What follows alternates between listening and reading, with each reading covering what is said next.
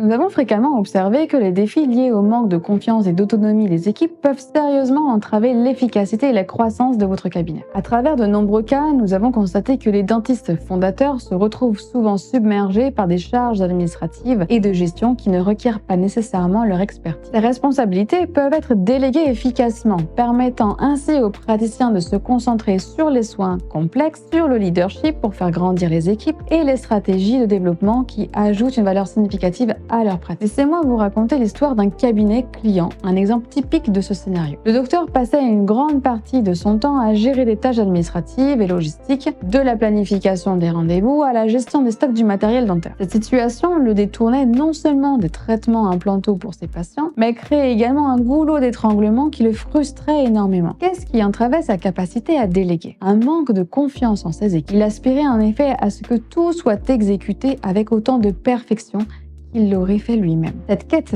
de perfectionnisme et de contrôle se révélait finalement contre-productive. Les dentistes collaborateurs et les assistantes manquent parfois de confiance ou de liberté ou de motivation pour prendre des initiatives et des décisions. Pourquoi les compétences de vos équipes sont parfois sous-utilisées? Cela peut être par méconnaissance du potentiel de vos équipes, ou bien par manque de confiance, ou bien par volonté de contrôler de la direction, ce qui peut conduire à une démotivation ou à un manque d'engagement. Une centralisation excessive des responsabilités sur le dentiste fondateur peut créer un goulot d'étranglement limitant la réactivité, l'efficacité et la croissance du cabinet. Nous observons souvent les cabinets stagner alors qu'ils ont un potentiel de croissance qui est fou, juste parce qu'ils ne s'octroient pas assez de temps pour la stratégie et pour le passage à l'action. Nous avons donc des solutions. Vous allez pouvoir établir une culture de confiance et d'empowerment. Définissez vos valeurs, partagez-les à tous.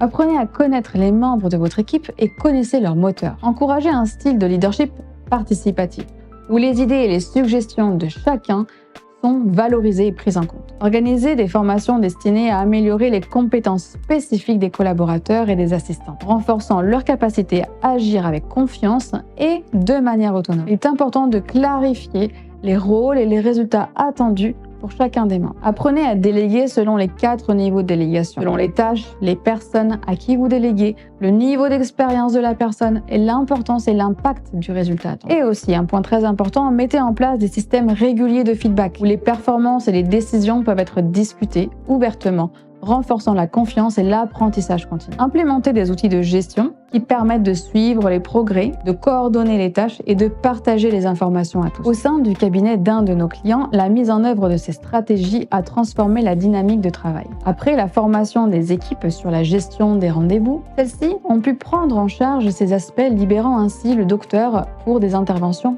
plus complexes. De même, les dentistes collaborateurs ont été formés pour apprendre à mieux diagnostiquer, à gérer certaines consultations plus complexes, ce qui a augmenté leurs compétences, leur engagement et leur chiffre d'affaires. Chacun des membres du cabinet ont également obtenu des tâches complémentaires liées à la vie du cabinet, tout comme la gestion des stocks, la gestion de la relation avec les correspondants, la gestion de la relation patient, la communication externe et des réseaux sociaux, le suivi des indicateurs tels que les taux d'acceptation des devis, le chiffre d'affaires. Le résultat a été une augmentation notable de l'efficacité globale du cabinet avec une meilleure satisfaction patient et une hausse significative du chiffre d'affaires.